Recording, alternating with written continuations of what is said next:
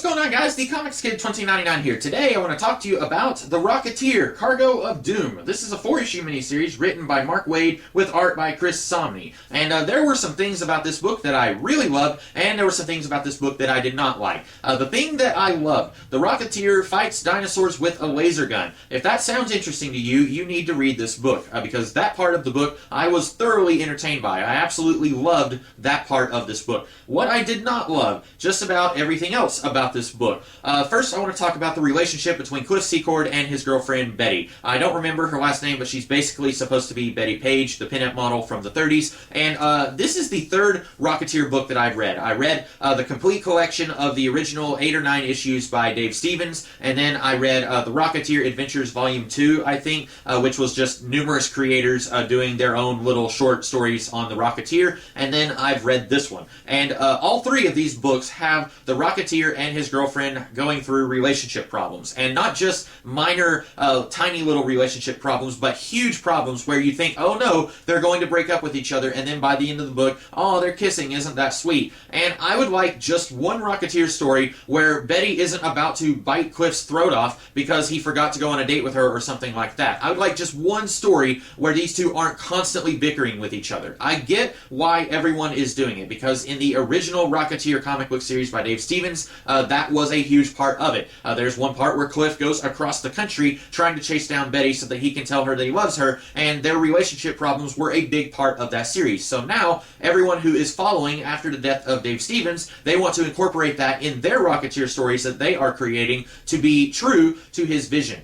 I get that, but it gets old real quick when these two are constantly arguing with each other in literally 100% of the Rocketeer stories that I have seen or read. I would like just one where these two are happy with each other and they actually feel like a happy couple. And you can put them through the ringer, you can have the relationship be a little rocky, but these two are always on the cusp of almost breaking up with each other because Cliff is an idiot and Betty is manipulative. She's very unlikable in this book. At one point, she is jealous with Cliff because this other girl likes her, and then Peavy is kind of telling her, yeah, you're treating Cliff really bad, and she says, I just like to keep him on his toes, make him a little bit jealous. And I'm thinking, okay, then surely you know that you are part of the problem here. Also, this other girl that likes Cliff is Peavy's niece, and she is very clearly trying to be a homewrecker. She knows that Cliff is always on the rocks with Betty, and so she's trying to drive a wedge in between their relationship, and the book acts like we're supposed to like her. The book even has Peavy kind of defending her. He seems to know that she is trying to break up Betty and Cliff, and he doesn't seem to care. Pretty much nobody comes out of this book looking good, at least as far as the personal relationship stuff goes. So if I ever read any more Rocketeer books, I would love for them to not have Cliff and Betty constantly arguing with each other and constantly at each other's throats. I'd like just one story where these two seem to get along with each other. That would be great. But other than that, you've got the villains of this book, and I was a little confused reading this book because right off the bat, this is kind of doing the same thing that the original Rocketeer comic book series did, and it's also something that the League of Extraordinary Gentlemen comics do. And it is using characters that this book does not legally have the rights to use, but it is doing it in such a way where if anyone tried to throw a lawsuit at this book, they could say, whoa, whoa, whoa, we are not actually using those characters, we didn't name them. They're being coy about it, and at times I think that works. In the original Rocketeer series, you had the Shadow, he showed up, but they didn't call him the Shadow. And you had Doc Savage show up, you had a couple of his helpers, his minions show up, but they didn't call him Doc Savage. And I think that worked. I think you could read that book, even if you have no idea who Doc Savage and the Shadow are. You might be a little confused, you might be saying, why are these characters not being named in the book? But I think you could read that book and you could still enjoy it. This is doing the same thing, but I was confused about who all of these characters are. In the very first issue, there's someone who says, the Master, he has an enemy, and that enemy, he did brain surgery on this one guy, and I was confused. I had no idea what was going on.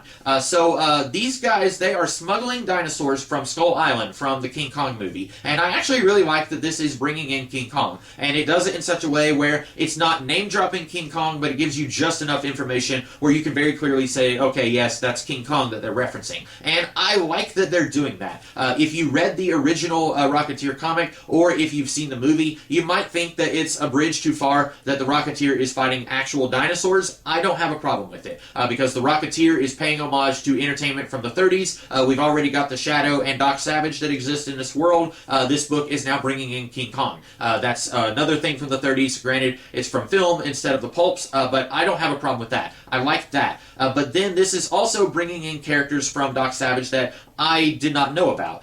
The main, I guess you could say the main bad guy, I have no idea where he's from. He's someone who is talking to another bad guy in this book, and I guess I'll go ahead and talk about him first. So the guy who is actually smuggling the dinosaurs, he goes to Los Angeles, and I don't know why he goes to Los Angeles, because he is supposed to be smuggling these dinosaurs to New York City. And so wherever Skull Island is, I don't know where it is, they say it in the book, but I don't know where it is. I don't know why they would go to Los Angeles when they need to be smuggling these dinosaurs to New York. But he is a character called Johnny Sunlight, who is an enemy of Doc Savage. And they almost name drop him at one point, and if they hadn't, I really would have been confused who this guy is, because he dresses like Dracula, and at one point, everyone is calling him the Master. So I had no idea who this guy was, and then someone says, I want to speak to Johnny Sunlight, and then he's interrupted. So I had just enough information where I was able to go and Google, who is Johnny Sunlight? And I figured out he is an old Doc Savage villain. Okay, this is bringing in some more Doc Savage stuff. They're not legally allowed to use Doc Savage, so they're doing just enough so that if you're familiar with Doc Savage, you know what's going on. This reminds me of the League of Extraordinary Gentlemen. At times, the League of Extraordinary Gentlemen is able to make it work. In Volume 3 of that series, Century, they have Harry Potter as the bad guy, and you know that it's Harry Potter. Everyone in the world knows who Harry Potter is, so even though they don't call him Harry Potter, you pretty easily are able to figure out that it's Harry Potter. But then they have a reference to something else, and you have no idea what that is, and or at least I don't, because I don't know of British comic strips from the 1950s, and then they're not allowed to name drop those characters because they're not in the public domain. So they're being cutesy and clever with it, but you don't know what's going on, and that was what was going on here. There are two bad guys in this book, and neither of them are fully named, and so I had no idea who they were and what was going on. I was able to Google and figure out who Johnny Sunlight is, and hot take, I don't think that you should have to Google who someone is to figure out who they are.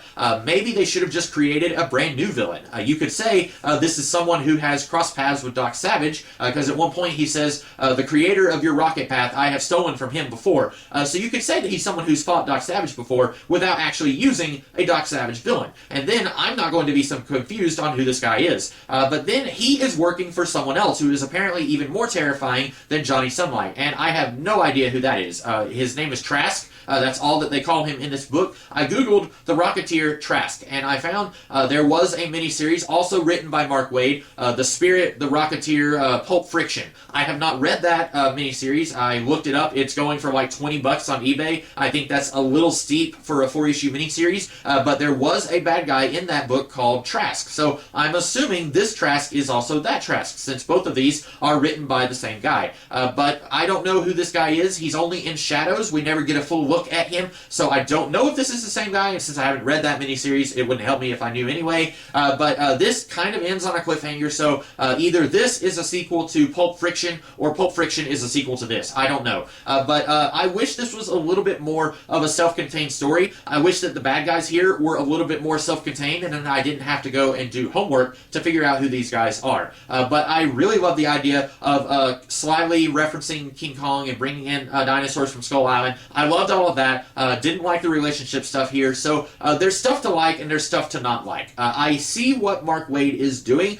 He is doing something very similar to what Dave Stevens was doing in the original Rocketeer comics, where he is bringing in stuff that's not in the public domain, and he's doing the best that he can to try and make that stuff work in the story, but it's still very confusing to me, and I can tell, okay, these are characters he doesn't legally have the right to use, and so I have to go and Google who these guys are, and in some cases, I'm still not able to figure out who this one guy is. I don't know if he's from popular culture or if he's someone that Mark Waid created, so I like this story. I enjoyed the art. Chris Somney is always a very, very great artist. I follow him on Twitter.